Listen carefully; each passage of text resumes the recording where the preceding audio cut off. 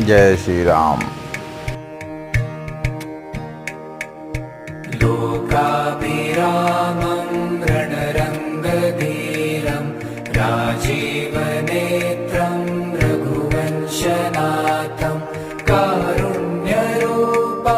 करुणाकरं तं श्रीरामचन्द्रं शरणं प्रपद्ये।